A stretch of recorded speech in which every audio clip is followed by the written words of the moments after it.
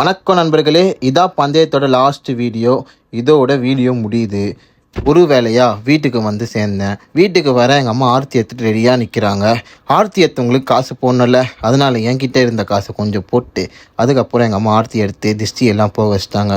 எனக்கு ஒரே சந்தோஷம் இல்லையா, எங்கள் வீட்டில் எல்லாருக்கும் சந்தோஷம். ஏன்னா 90 நாள் நான் கஷ்டப்பட்டது எல்லாமே அவன் கண் எதிர்க்கில் பார்த்தது அவங்க மட்டும்தான்.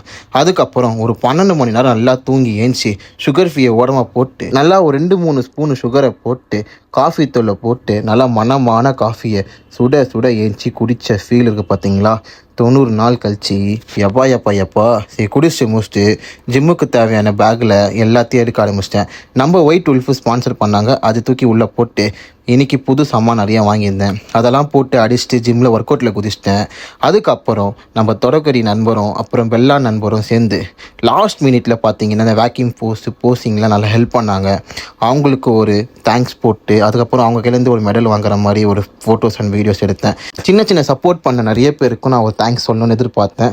அதே மாதிரி எனக்கு காம்படிஷன் எப்போ அவங்க இல்லை இருந்தாலும் இன்றைக்கி மாட்டினாங்கன்னு சொல்லிட்டு இன்றைக்கி பிடிச்சி உட்கார வச்சிட்டேன். பெல்லா நண்பரும் தொடக்கடி நண்பரும் லாஸ்ட் மினிட்ல அவங்க கொடுத்த டிப்ஸ் அண்ட் சப்போர்ட்டு எனக்கு ரொம்ப யூஸ்ஃபுல்லாக இருந்துச்சு. அவங்களுக்கு ஒரு தேங்க்ஸு, அப்புறம் ஒரு உம்மா. ஓகே, இதெல்லாம் முடிச்சுட்டு வீட்டுக்கு வந்துட்டு அம்மா சமையல் தான் நல்லா சுட சுட சாப்பிட்டு குளிச்சுட்டு தூங்கலான்னு பார்த்தேன். சரி ஒரு குட்டி நேப்பை போட்டேன். தூங்கி எழுந்துச்சி பார்த்தா ஆப்ஸை காணோம். என்னடா இது ஒரு நாளுக்கேவா அப்படின்னு ஆயிடுச்சு. அதுக்கப்புறம் ஆஃபீஸ் போயிட்டு அங்கே போயிட்டு டிஷர்ட்டை கட்டி பார்த்தா அங்கேயும் இல்லை. ஆஹா, 2 நாளையே வேலையை காமிக்கிறானே அப்படின்னு ஆயிடுச்சு.